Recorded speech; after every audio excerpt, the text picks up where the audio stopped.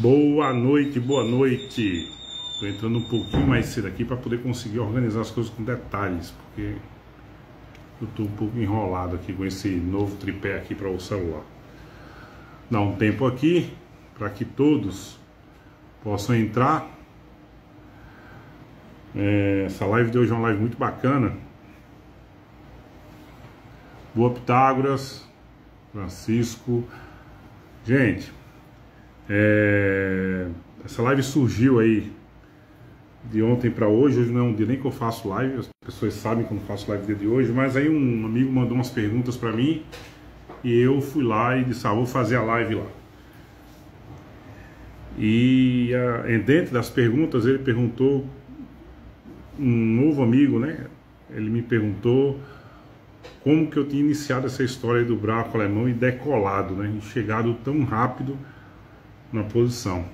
E aí eu falei assim, eu vou contar isso de uma outra forma.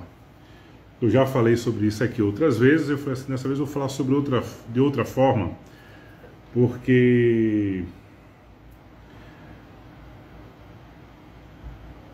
muita gente ainda não entendeu o que foi que eu fiz, eu acho. Só os amigos mais próximos, e quando eu falo os mais próximos, são os muito próximos, conseguem realmente saber de forma pormenorizada o que eu fiz e qual é o rumo que a gente está dando para o navio. Então eu vou dar um tempo aqui, vai mandando aí aviãozinho aí para as pessoas. Essa live vai ser muito bacana. Eu vou estar...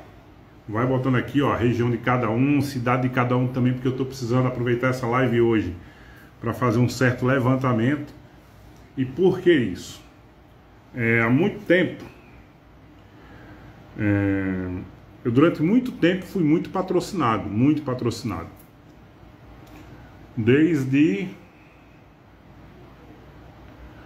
acho que 2000, eu sempre tive patrocínios enquanto treinador, enquanto criador.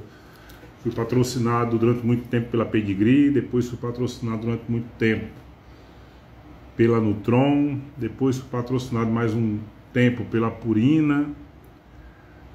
E antes da Purina ser vendida para a Nestlé, né? Fui patrocinado por alguns laboratórios e aí as coisas foram sempre... Em dado momento eu decidi não ser mais patrocinado pelas grandes fábricas de ração. A geração da qual faço parte, ela sabe que, quem é dessa geração sabe que os patrocínios eram grandes. Recebia cerca de 200, 400, 600 quilos de ração mês. Mais uma infinidade de coisas. E aí...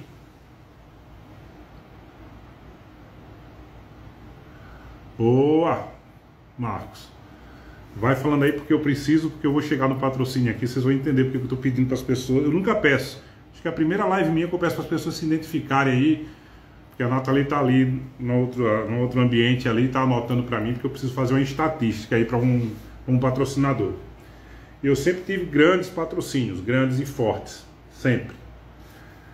E quando eu decidi não ter mais patrocínios de ração, eu tinha meus motivos, lógico, e basicamente foi porque em dado momento eu vi que eu estava virando, eu participei de uma competição, saí da competição e as pessoas disseram assim, esse é o cara lá da Pedigree, e aquilo ficou na minha cabeça. Eu falei, cara, eu tô deixando de ter identidade, eu tô virando o cara do patrocinador, não sou mais o cara que está fazendo o serviço, está fazendo acontecer. E eu não quero ir para o circuito nacional de adestramento com patrocínio, eu já quero ir para lá sem patrocínio. Eu quero chegar lá e os resultados serem do Alberto, não do fulano da Pedigree, do fulano do não sei quem. Eu já não quero isso.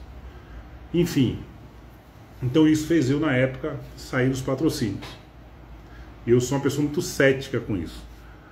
Por isso que a gente está fazendo essa live hoje aqui. Mas eu nunca deixei de ter patrocínios. Sempre tive patrocínios. Eu não queria mais patrocínio das rações, mas eu sempre tive patrocínio, tá? E eu fiz um evento há uns 6 anos atrás, 7 anos atrás, com o Caio Alexandre aqui. E nesse evento eu estava com muito patrocínio na época, a gente fez um evento grande, bonito, tinha patrocínio da Renault, então tinha os carros da Renault no campo, tinha patrocínio da Coroa, uma fábrica forte de bebidas daqui, de refrigerante, vazamento de água mineral, tinha, se eu não me engano, de um desses laboratórios fortes aí de coleiras aí, de controle parasitário, tinha uns balões ali, cara, tinha um monte de patrocínio grande de empresas que nada tem a ver com o cão, a não ser o laboratório que produziu o controle parasitário. E aí o pessoal virou para mim e falou assim, mas pô, bicho, como é que você consegue esses patrocínios? Eu falei, eu tenho uma ideia sobre isso. Eu penso de uma forma e eu não acho que... eu não vejo muita vantagem em ser patrocinado por fábrica de ração. Eu sempre deixei isso muito claro, tá? O canil é um negócio. Se ele não rende receita para sustentar ele como negócio e dar lucro, está na hora de fechar e mudar de negócio. Então eu nunca pautei a criação dependendo do patrocínio da ração, entendeu? E nessa jornada toda a gente vem sempre tendo patrocínios. E eu estou contando essa história assim, até a Natália não deve estar entendendo nada agora, porque eu estou contando primeiro essa história. É para chegar em um dos top patrocinadores que a gente tem hoje. Tem hoje assim, já está com a gente há uns 4, 5 anos. A gente tem alguns patrocinadores regulares. E hoje ele me ligou, pediu para dar uma passada lá no escritório dele, eu fui lá. E numa live aqui, ele tinha falado comigo que ia mandar umas peças para eu sortear. O sorteio não será hoje, tá? Então eu quero agradecer esse top patrocinador, apoiador, que nos últimos 4 anos esteve presente 100% nos nossos eventos, sejam os eventos nacionais, seja as viagens internacionais, sejam os eventos feitos aqui, sejam os eventos de termos que ir para outros estados, tá? Então agradecer ao pessoal do AB Mercado de Luxo, tá aqui, ó. Chegaram hoje 2 caserzinhos assim para serem sorteados numa próxima live. Ele mandou 2 relógios de uma grife de uma das empresas que ele representa no Brasil. Tem outro aqui, ó, para serem sorteados em uma outra live. Então estão todos 2 aqui. Eu estou agradecendo mais uma vez o apoio e o patrocínio dele, do Antônio Bernardes. Antônio é um especialista em artigos de luxo. Tem um escritório que trabalha só com artigos de luxo. E ele tinha falado em uma live recente nossa aqui, falou, olha, eu estou trazendo material de fora do Brasil e quando ele estiver aqui, eu vou estar mandando para vocês 2 para vocês sortearem aí. Então o Antônio é um grande patrocinador e apoiador. Como eu falei, nós temos muitos patrocinadores, muitos apoiadores que não têm uma relação direta com o universo comercial da sinofilia e da sinotecnia. Um deles é o AB Mercado de Luxo. Eu sempre estou postando foto, estou com o boné dele, enfim, a gente tem a marca dele em várias publicidades nossas, em várias atividades nossas. E Keiko? Então vai me dizendo aí. Então eu vim para cá hoje para contar essa história que andaram me perguntando, mas de uma outra forma dessa vez. E aí eu falei, Nathalie, bota aí o código da Montblanc. Coincidentemente a Montblanc é uma grife de luxo. E coincidentemente o Antônio nos entregou isso hoje de manhã. Esse material para ser sorteado, esses relógios aí de uma grife, para serem sorteados em lives futuras. Então eu estou pedindo para o pessoal botar aqui, ó, a região que é, tudo, para poder a gente vai estar programando 2 lives e serão sorteados em momentos diferentes. Os relógios serão sorteados em momentos diferentes. A gente tem um preto, que veio deles lá, e um azul e branco. Certo? Então vão ser feitas 2 lives e a gente vai estar sorteando. Então isso é material para ser sorteado para vocês, que o patrocinador nos envia e a gente tem que promover e está sorteando para vocês. Só que aí eu preciso programar uma live só para isso aí, tá bom? Então, vamos lá. Quando as pessoas me perguntam assim, Alberto, como é que você conseguiu, como é que você chegou? Eu costumo dizer o seguinte, eu não copiei ninguém. Eu só modelei. E existe uma diferença entre você copiar alguém, você copiar algo e você modelar alguém ou modelar algo. E quando a gente fala de modelagem no meio dos negócios, a modelagem é um outro processo que não é copiar. Então, por que a chamada hoje é o que tem o código Montblanc? Eu vou contar aqui a história da Montblanc e aí vocês vão meio que entender.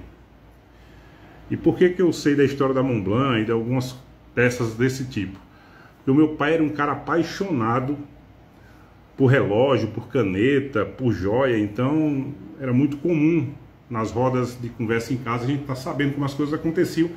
E aí eu fui descobrindo que tinha um valor histórico gigante atrás dessas peças. Então, isto aqui é uma Montblanc, certo? A Montblanc faz uma publicidade disso que seria uma caneta, falando que a Montblanc não é uma caneta, eles falam. Quando você compra a Montblanc, na caixa ela vem dizendo o seguinte, que ela é um instrumento de escrita. Ela se diferencia do mercado na hora que ela promove a publicidade dela. E como é que a gente vai falar da Montblanc sem falar de uma outra caneta extremamente conhecida no mercado mundial, que é a Bic? A Bic é uma caneta que surge no mercado nos anos 50. É uma caneta francesa, muita gente acha que é americana, mas é francesa. A Bic surge de uma puta modelagem, certo? Um cara chamado Marcel Bic, e o nome dele não era Bic I-B-I-C, era B-I-C-H. Ele é um ex-diretor de produção de uma fábrica de tintas. Ele sai da empresa, chama um cara para se associar com ele, um amigo, e eles montam numa cidade aos arredores de Paris, eles compram uma empresa fechada que é uma oficina de canetas tinteiro. Então ali ele fazia peças para caneta tinteiro, ele fazia reparo de canetas tinteiro, ele produzia o casezinho que você põe a tinta da caneta tinteiro para bombear a caneta, enfim. E ele monta isso. Paralelo a isso, um cara 10, 12 anos antes dele, chamado Beró, ele é um cara que descobre e patenteia na década de 30 a caneta esferográfica. Um francês também. E ele começa a perceber que o mercado está popularizando para a caneta. Quem percebe isso é Marcel Bic. E o mercado está popularizando. E ele vê que a coisa está popularizando e está tomando uma proporção muito grande. E ele chega para o sócio dele e fala assim, cara, o Beró, com essa criação dele, ele vem crescendo e aprimorando o equipamento. Eu acho que seria um grande investimento se a gente adquirisse umas peças, desmontasse, visse como é a estrutura e corrigisse os defeitos que Beró ainda não está conseguindo corrigir e modelássemos aquilo que já é sucesso na criação de Beró. E assim surge a Bic.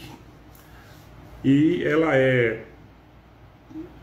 a fábrica é criada e ela entra no comércio na década de 50. O primeiro país que é mandado para fora é para a Bélgica. E em menos de 20 anos ela toma o mundo. E a primeira Bic feita pelo Marcel Bic, seu sócio, é essa que a gente conhece como Bic Cristal, né? Que é essa aqui, ó. E uma das deficiências de Beró era esse furinho da lateral da Bic aqui. Esse furinho existe desde a primeira edição da Bic. Era uma deficiência que Beró estava tendo, que as canetas, quando eram levadas boas para lugares de grande pressurização, de pressão ou de altitude, elas estouravam a carga. Por quê? Porque elas não conseguiam equalizar a pressão atmosférica. Então, uma das coisas que Marcel Bic desenvolveu na caneta foi o furinho da lateral para poder equalizar a pressão no interior do tubo da caneta com a pressão externa da caneta. E aí a caneta tomou rumo. Se tornou a caneta mais popular do mundo em menos de 20 anos. Com uma modelagem muito simples, de um cara que teve a sagacidade de pegar uma baita ideia de um cara, trazer, coletar dentro daquela ideia as melhores informações e reconhecer as melhores informações e colocar ali a expertise dele, colocar ali o entendimento que ele já detinha, porque ele já trabalhava com canetas tinteiro, certo? E o máximo disso é o quê? O máximo disso, da história de Marcel Bic, é que Marcel Bic em momento nenhum negou a ninguém que ele modelou Beró. Ele sempre deixou extremamente claro que a criação da caneta dele, da Bic, só tinha acontecido porque ele tinha pego o projeto de Beró, que tinha patenteado em 1934, e melhorado o projeto de Beró, conservando as melhores ideias de Beró e botando em cima da ideia de Beró as assertivas que ele achava necessárias e pertinentes para o sucesso da caneta. Em momento nenhum, Marcel Bic se preocupou em negar a genialidade de Beró em desenvolver a caneta esferográfica e registrar e patenteá-la. Ele foi até o final elogiando a capacidade de risco de Beró em assumir o desenvolvimento de um projeto novo no mundo. Na história da Montblanc não é muito diferente. A Montblanc é uma caneta de 1908. A Montblanc surge de 3 caras. Um era dono de uma papelaria, um era um engenheiro em Berlim e o outro era um banqueiro, um gerente de banco, de um banco em Hamburgo. Antes da caneta ser lançada, o cara, que era como eu não me recordo agora o nome, que era o dono da papelaria, vem a óbito, é feita uma nova sociedade e ficam só os 2 caras.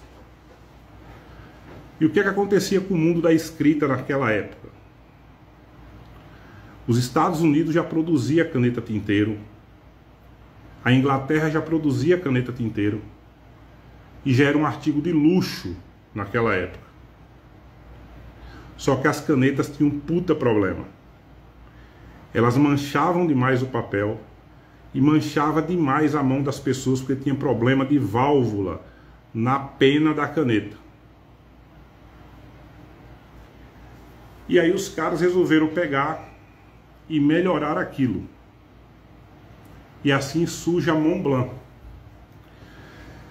E eles pegam, começam a comprar canetas americanas e canetas inglesas, começam a estudar tudo que está de errado na construção da caneta, qual o problema da pressão que a caneta sofria ali na hora da escrita, tudo que fazia estourar e borrar papel, essas coisas todas, sujava muito, e começa a equalizar e consertar. Ou seja, mais uma vez os caras pegaram a ideia de alguém e modelaram.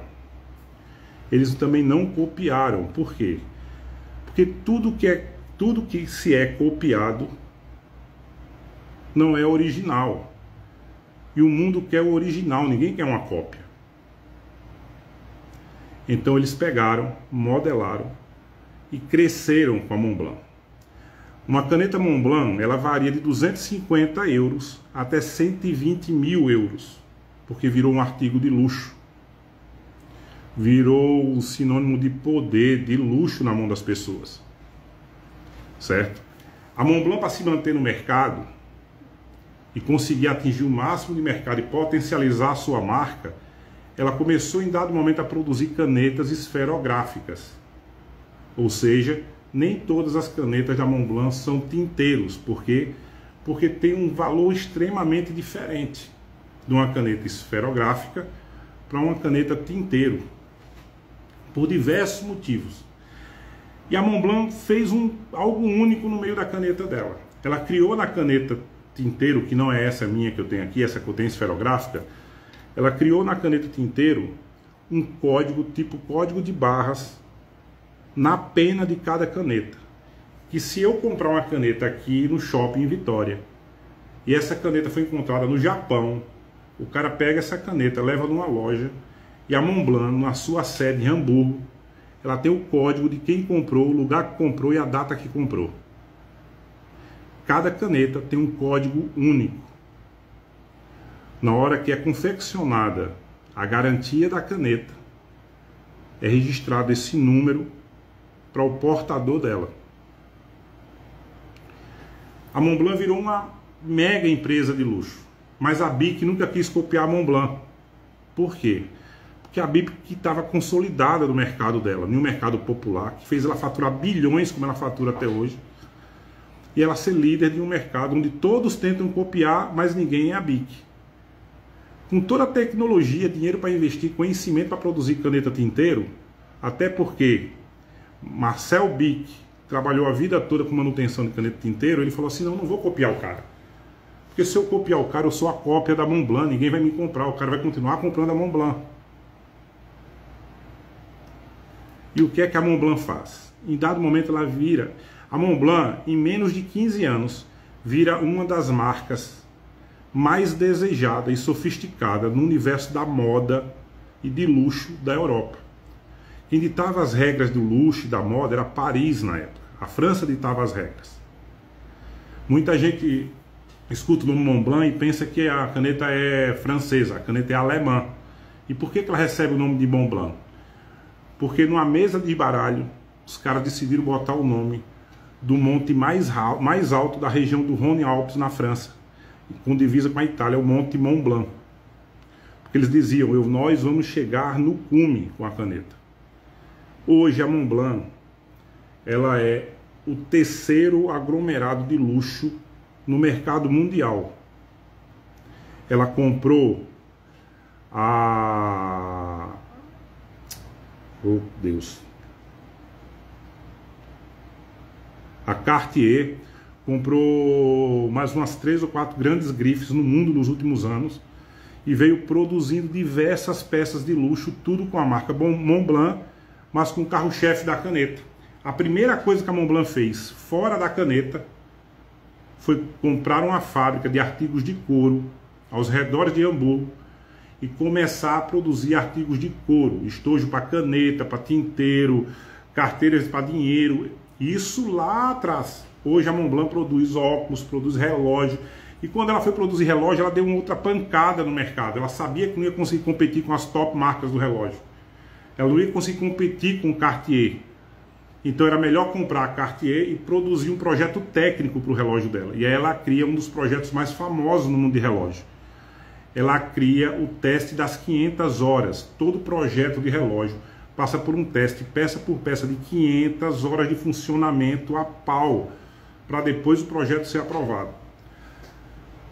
Ou seja, todas as vezes que a Montblanc pensou em botar algo no mercado, ela não copiou ninguém, mas ela não deixou de modelar ninguém que estava no mercado.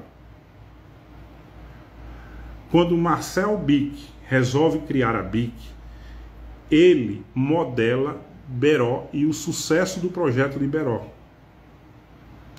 E o que é que isso tem a ver com a nossa criação? Eu não copiei, Nathalie não copiou ninguém, mas nós decidimos quem a gente ia modelar. Porque se nós fôssemos copiar, nós seríamos uma cópia muito ruim de um cara muito bom.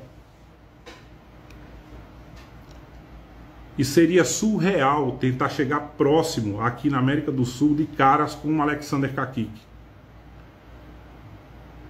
Seria uma estupidez tentar copiar o cara. Primeiro que a cópia ninguém quer.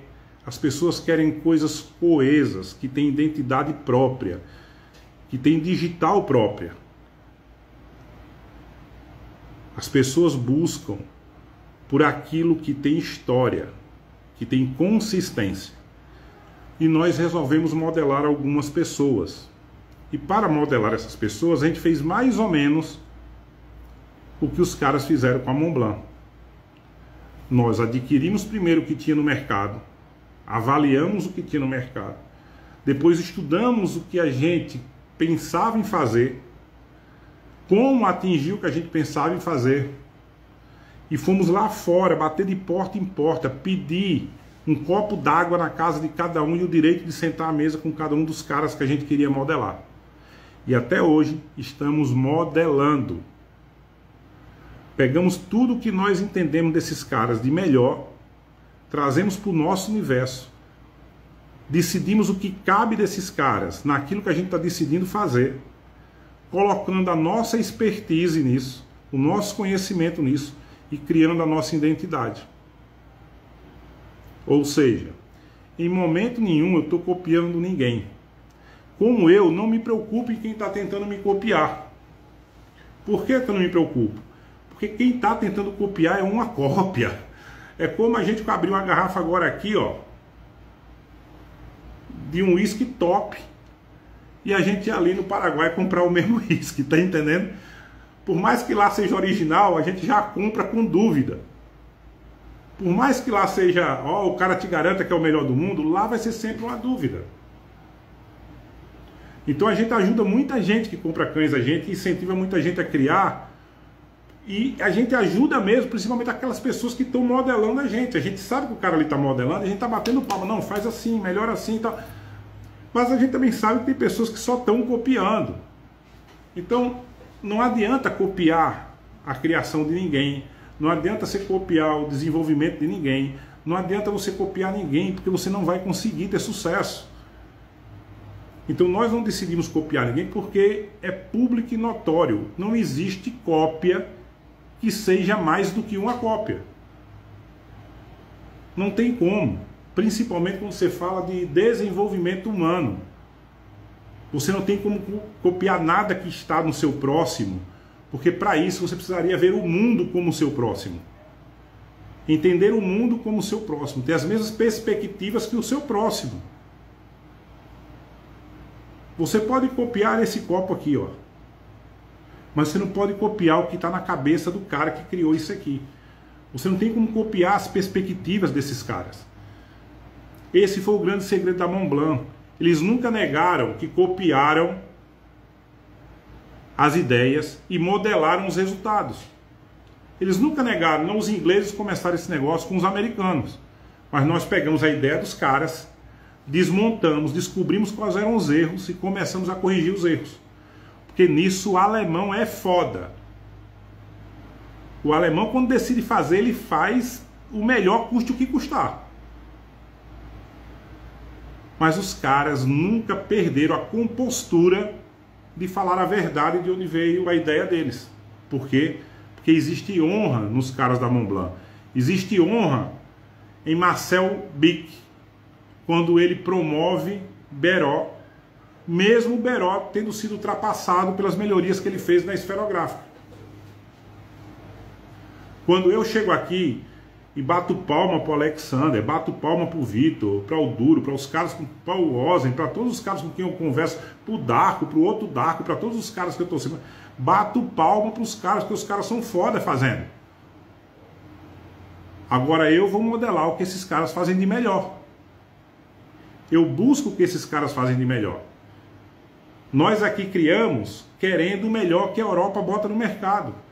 Nós aqui criamos querendo o melhor resultado americano que tiver de ter. Se a gente entender que aquele resultado é bom, a gente vai modelar.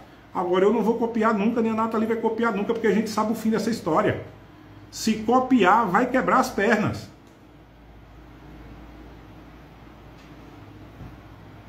Se copiar, vai quebrar as pernas. Você não consegue copiar o que está dentro das pessoas. Não consegue. Você no máximo copia aquilo que ela produz, dependendo do que ela produz. A Coca-Cola tenta ser copiada há décadas, ninguém consegue. A Montblanc tenta ser copiada há décadas e ninguém consegue. Por quê?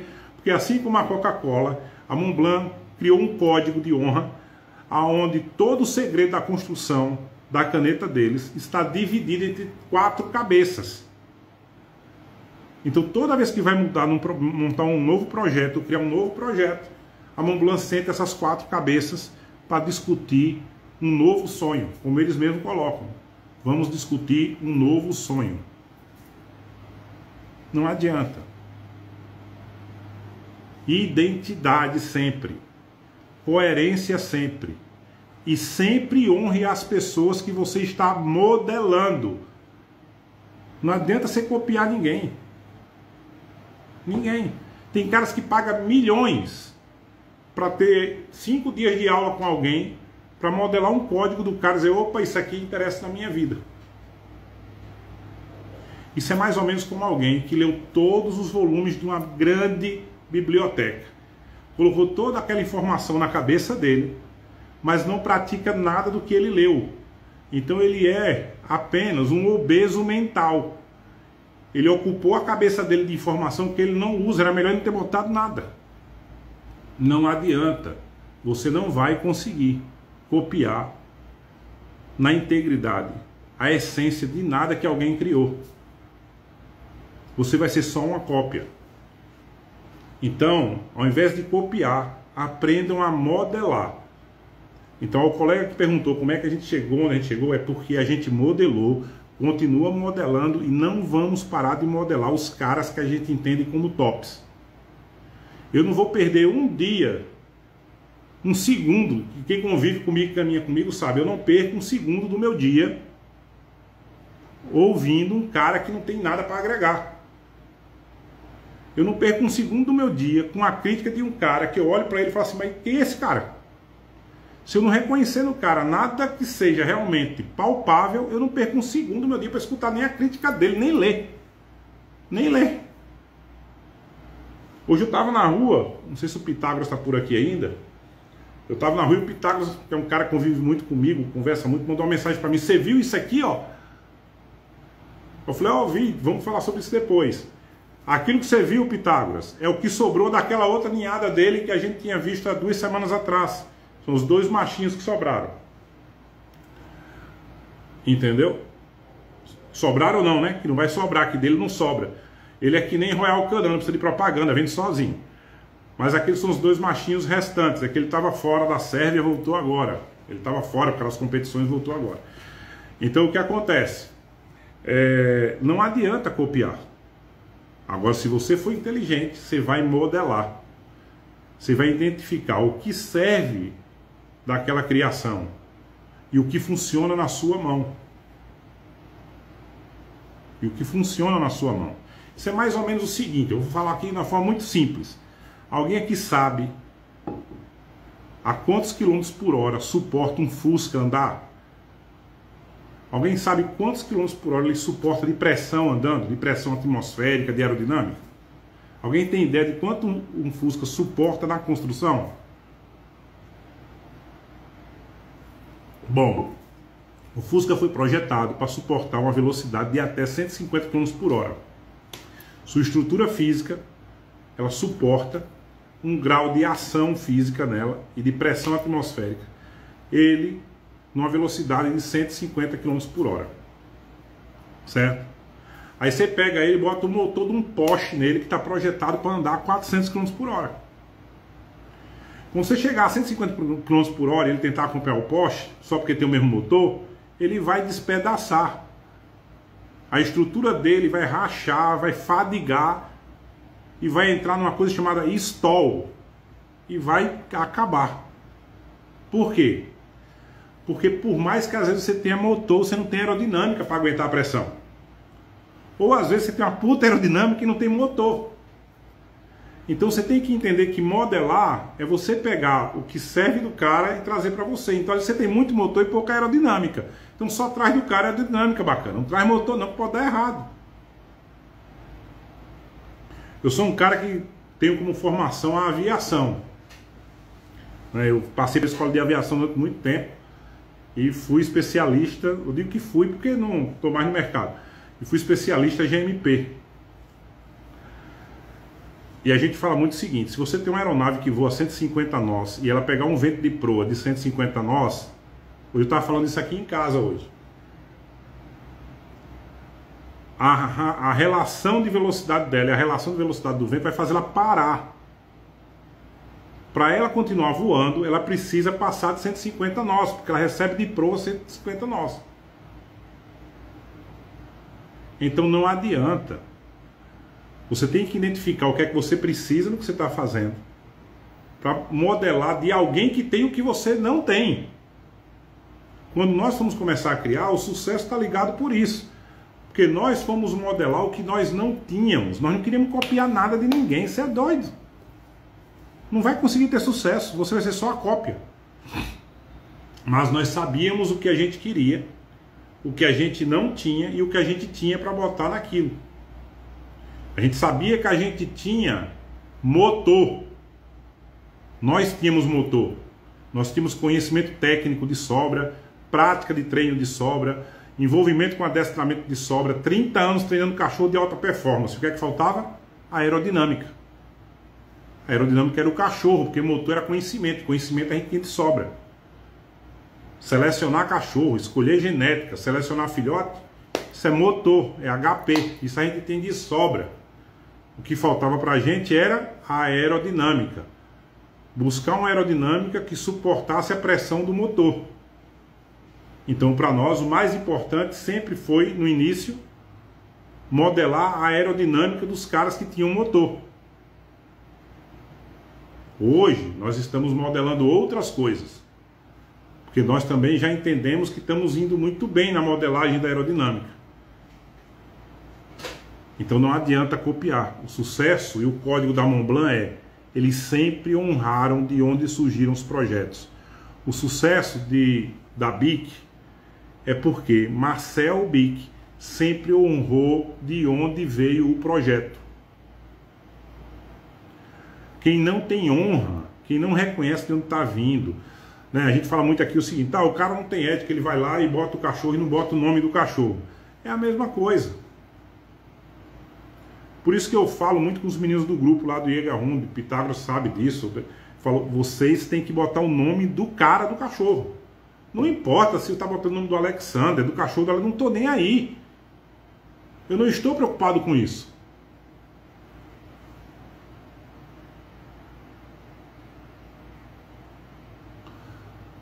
Eu não estou preocupado com isso. Porque eu sou ético o suficiente, tenho honra suficiente para reconhecer a qualidade da criação de Alexander Kakik e a minha necessidade de modelar a aerodinâmica do cara. Para mim não muda nada. Não muda nada para mim eu reconhecer, não me diminui nada eu reconhecer que modelei e modelo muitas vezes o Vitor Silva. Quantas vezes eu ligo para o Vitor para conversar e falar com ele, Vitor, estou com uma dúvida assim. Isso aqui assim, isso aqui assim. Eu estava pensando numa genética assim. Tipo, por quê? Porque o cara conhece mais que eu. Ele está na minha frente porque ele tem mais aerodinâmica do que eu. Ele desliza melhor na pista do que eu. Então eu vou lá e modelo o cara. Agora eu jamais vou copiar o Vitor. Não tenho nem condição para copiar o cara. Eu vou ser só a cópia. E quem gosta de ser a cópia, quem faz cópia e quer ser cópia, está sempre enxergando o número 2, porque ele é o terceiro, ele não consegue ser nem o segundo. Porque o segundo é o cara que está modelando. Entendeu? Então não tem que perder tempo copiando, gente. Então nós chegamos onde chegamos por um processo de modelagem. Nós continuamos modelando. Esse é o sucesso. Quando eu fui acasalar a Queen, eu falei, durante muitas vezes eu conversei com Pitágoras sobre todas as angústias que eu estava tendo para negociar o acasalamento com o Monk. Pitágoras é testemunha de quantas vezes ele me emprestou o ouvido dele, quantas vezes eu pedi conselho a ele sobre o que eu ia fazer, a atitude que eu ia tomar para tentar fechar o negócio com Alexander Kakik. Não me envergonha em nada, não me torna menor em nada eu ter ligado para o Pitágoras para perguntar isso, de forma nenhuma. De forma nenhuma. Se você não tem capacidade de escutar, você não vai conseguir modelar ninguém. Porque para modelar você tem que aprender a sentar na mesa que você fala menos e escuta mais, porque só tem cara melhor que você. Até o dia de eu resolver bater o martelo, eu lembro de Pitágoras falando assim para mim, e aí, o que é que você decidiu? Como é que você vai fazer? Eu falei, não, eu vou fazer assim, assim. E fizemos e deu certo. O nosso sucesso, a nossa decolagem, nós passamos a rampa de decolagem, é porque nós modelamos, nós não copiamos. E para modelar a gente criou uma estrutura que começou no Brasil, saiu do Brasil e voltou para o Brasil. Começou aqui fazendo igual a Montblanc fez. A Montblanc foi lá e comprou um monte de caneta inglesa, um monte de caneta americana, botou numa mesa, começou a trabalhar, ver o processo ali e disse assim, ah, cara, o problema está aqui, ó, é muito comum. O defeito aqui parece ser de construção, e começou a alinhar ali. A gente fez a mesma coisa, a gente pegou o que tinha no mercado e trouxe para casa. Eu lembro, tava um dia desse um colega nosso, que já foi meu aluno aqui, o Paulo, ele tava falando, cara, eu tava no curso, quando chegou o primeiro buraco aqui, ele desceu do carro e falou assim, não serve para nada. Eu comprei um cachorro de alguém com expressão, com nome, com tudo isso que dizem por aí. O cachorro chegou aqui, ele desceu do carro, eu olhei assim e falei assim, não serve para nada.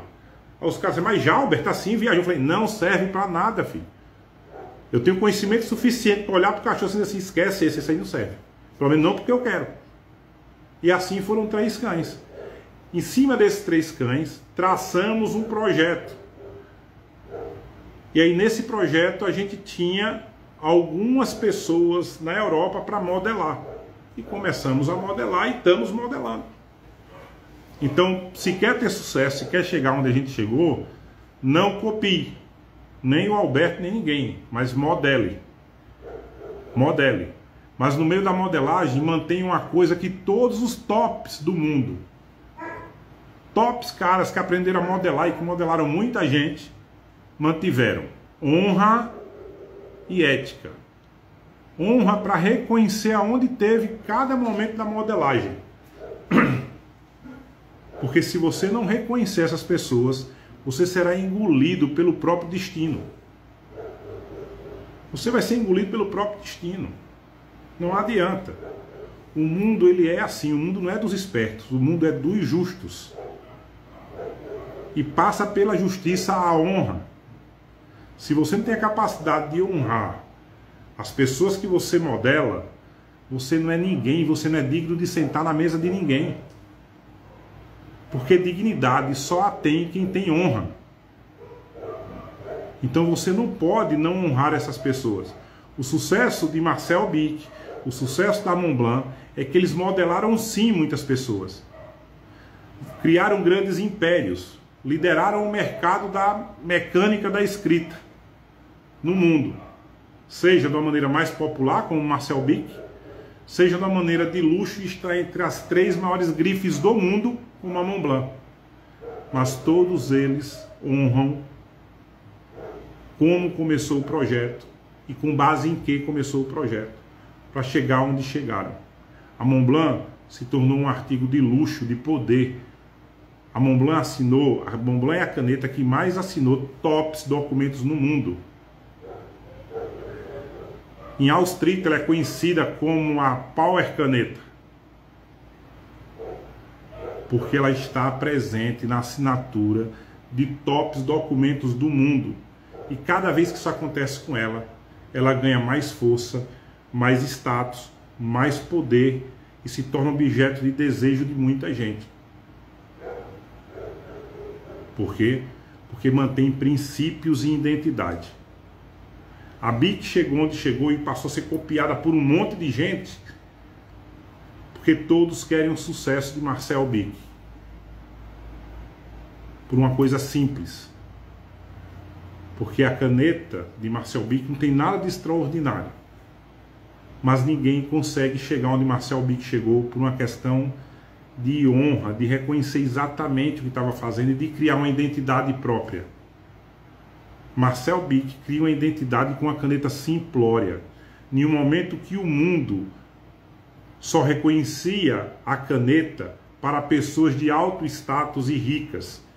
E Marcel Bic pega um projeto de um cara que está trabalhando e crescendo de forma modesta e transforma em algo extremamente popular e atingível a todos em 20 anos. Em 20 anos a caneta sai da França e atinge o mundo. Em 20 anos ele já tinha mais de 6 fábricas fora da França. Porque ele modelou as deficiências da caneta de Beró e pegou uma ideia que ninguém tinha tido de transformar ela em popular, em fazer ela romper a França. Então, quando nós começamos a criar, nós não copiamos ninguém, nós modelamos, mas não modelamos o Zé das Couve. A gente olhou para cima, enxergou o cara que estava na prateleira lá de cima e falou assim: é esse cara aqui, ó. Esse cara, os poucos que estão do lado dele estão modelando ele. E tudo que a gente olhava para baixo, que pegava de pedigree, os caras tinham cachorro do cara. Todos os outros que tinham sucesso nas prateleiras de baixo, tinha cachorro do cara. Eu falei, se o povo que está aí brigando nas grandes competições usam as linhas genéticas do cara, eu vou atrás de quem?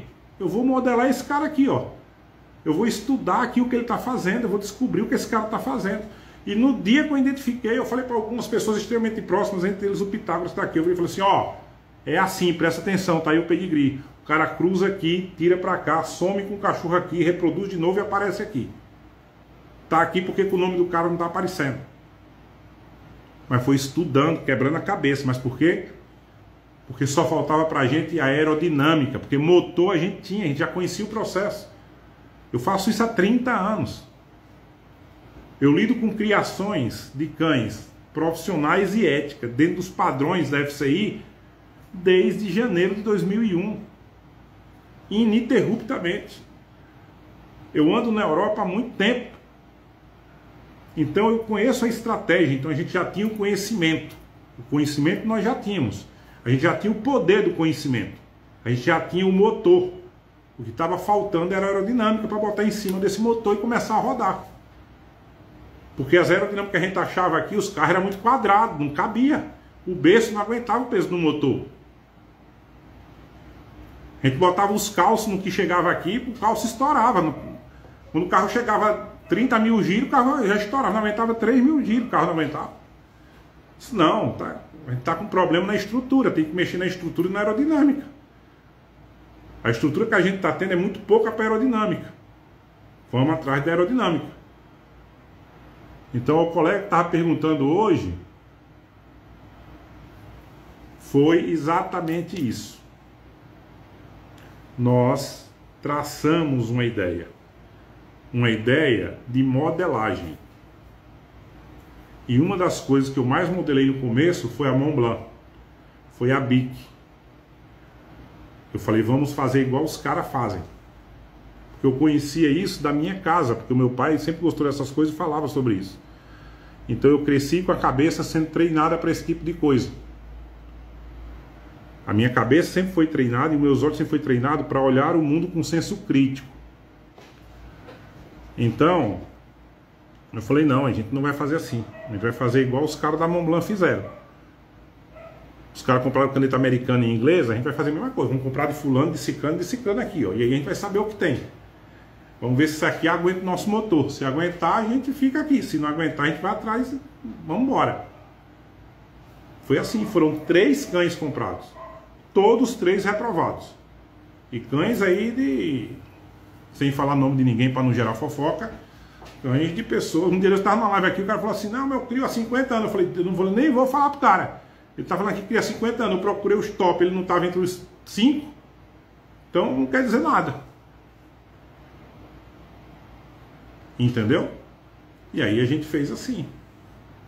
Então, parte grande desse sucesso é que nós decidimos desde o início não copiar ninguém, mas sim criar uma identidade, ter consistência, porque somente também dessa forma a gente teria condição de ajudar os outros. Como que a gente vai ajudar os outros se a gente está copiando alguém? Se eu copio alguém, eu não domino o que alguém faz, então como é que eu vou ter capacidade de ajudar alguém? Porque para eu ajudar alguém, eu só consigo dar para alguém aquilo que eu tenho. Se eu estou copiando alguém, eu não tenho nada, eu sou a cópia do cara. Você não dá para ninguém o que você não tem. Então, para eu ajudar as pessoas da forma como eu quero ajudar e que eu tenho ajudado, eu tenho que dominar o jogo. E para eu dominar o jogo não é copiando os outros, e sim modelando o sucesso de alguns e o fracasso de outros e decidindo o que eu vou fazer. Porque você só vai conseguir dar para o seu próximo aquilo que você tem com você. A não ser que você seja um desgraçado e queira fuder com o cara. Aí tudo bem, cada um com sua cada um com sua sentença. Mas ninguém dá para o outro o que ela não tem. Certo? Então, se você copia alguém, você não vai conseguir ajudar ninguém. Então, nós só conseguimos ajudar as pessoas porque nós temos convicção do que fazemos. Porque isso aqui foi um processo de modelagem. Aqui a gente não copiou ninguém, a gente modelou. Modelamos sucesso. Quantas vezes a Nathalie fala assim, cara, a gente tem que trazer o Vitor, porque o Vitor falando ele encanta, tal. Porque o Vitor falando ele encanta. Ele não encanta porque é um astro, não é isso. Ele encanta porque ele domina detalhes do negócio. E quando você está falando com ele, você não está tendo que fazer tradução de nada. Você está falando com um cara sem a barreira da língua. E ele domina detalhes, movimento do cachorro, angulação do cachorro, perspectiva do cachorro no campo, perspectiva do cachorro na corrida dentro do campo de prova, resultado da prova, o que você busca para ser um top. Ele foi 6 vezes vice-campeão, ele já falou com várias vezes, cara, eu 6 vezes bati na trave até eu ganhar o primeiro campeonato mundial. 6 vezes eu fui e bati na trave, para depois eu ganhar o meu primeiro mundial. Será que um cara desse tem experiência para te contar? Se você tomar um café com um cara desse e você tiver a capacidade de entender por que ele errou 6 vezes e não conseguiu ganhar, você já economizou tempo na vida. Se você modela as pessoas certas e tem objetivos certos na sua modelagem, você está ganhando tempo no seu percurso. É simples assim. Você vai atingir em 10 anos que muita gente não atinge numa vida, se você souber modelar. Então o que nós fizemos foi modelagem. Nós não fizemos cópia, porque ninguém quer uma cópia, as pessoas querem o original. Aquele que expande energia, que expande propósito, aquele que é coeso no que faz, que tem identidade própria, que se torna referência no que está fazendo. E você tem várias referências em várias coisas. Você acha que só tem a Montblanc produzindo caneta tinteiro? Tem pelo menos umas 5 top no mundo produzindo caneta tinteiro. Mas ninguém fala das outras. Por quê? Porque a Montblanc produziu uma identidade forte, em um momento forte, com uma estratégia perfeita. Foi isso que ela fez. Gente, a gente vai ter uma live aí. Eu vou falar agora, o colega me perguntou, eu vou falar alguns códigos que fizeram a gente trazer para usar dentro da criação. E eu breve vou trazer um aqui que é lá da aviação, que eu aprendi lá dentro da aviação. A dona Keiko está aqui, se brincar, ela deve ter aprendido lá pela FAB também. Bom, a gente vai estar fazendo essas lives aí e vai estar sorteando, certo? Os relógios que o Antônio Bernardes lá da AB Mercado de Luxo nos mandou. Tá aqui, ó, um dos relógios, para quem chegou agora não viu. Um dos relógios é esse relógio aqui, ó. Relógios são automáticos, à prova d'água, 100 metros de resistência, automáticos. Vai com garantia, com tudo. Eu só não vou pagar para mandar para garantia se precisar. Mas até chegar à mão de vocês é por nossa conta aqui, tá? A Nathalie vai programar como é que a gente vai fazer essa live. O Antônio pediu para a gente criar uma meta. Por isso que hoje eu pedi aqui para as pessoas dizerem de onde são, tudo. Exatamente, ele tem que aprender a modelar. Tem um outro aqui, ó. São 2 relógios, um preto e um azul, ó. Automático, à prova d'água, 100 metros de resistência, garantia, tudo direitinho. E vai com esse casezinho aqui de luxo lá da AB Mercado de Luxo, ó. Um dos nossos patrocinadores. Ele me entregou hoje pra gente. Ele tinha comentado aqui numa live aí um tempo atrás. Aí hoje, quando eu cheguei, eu fui na casa dele fazer outra coisa. Ele virou pra mim e falou: ó, tá aqui separado e mandar lá pra você sortear na live. Então a gente precisa produzir um conteúdo que ele pediu. E a gente precisa atingir alguns numerais aí que ele pediu pra gente sortear, tá? Então por isso que hoje a Nathalie estava ali copiando, pedindo ao pessoal que mandasse aí a cidade, a região, para que a gente pense numa estratégia, porque a gente tem que pensar na estratégia, enviar para o Antônio Bernardes, apresentar ele, ó, o primeiro relógio vai ser sorteado com essa estratégia, aí a gente faz. O segundo relógio vai ser sorteado com essa outra estratégia, aí nós faz. É um patrocínio Mas uma das coisas que mais deu errado no passado nos patrocínios de ração é que a gente recebia ração e algumas pessoas que se achavam muito espertas pegavam aquela ração que recebiam e vendiam, comercializavam. E isso foi um dos grandes motivos que fez o programa de patrocínios caírem assim drasticamente.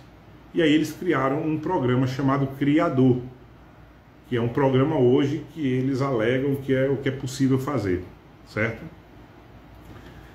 Então a gente tem o patrocínio, mas a gente presta conta, tá? Por isso que hoje eu estou apresentando as peças aqui e estou explicando como que a gente vai criar essa dinâmica. Mas serão sorteados aqui e vocês aí, o ganhador receberá na sua cidade, na sua casa, lá direitinho.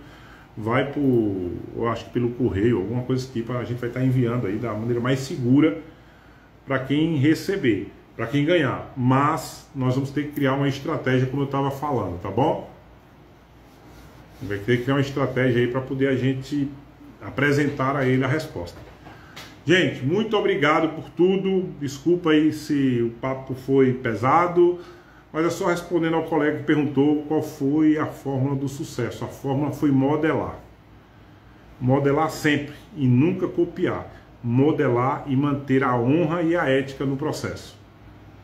Forte abraço a todos. Nos vemos por aqui.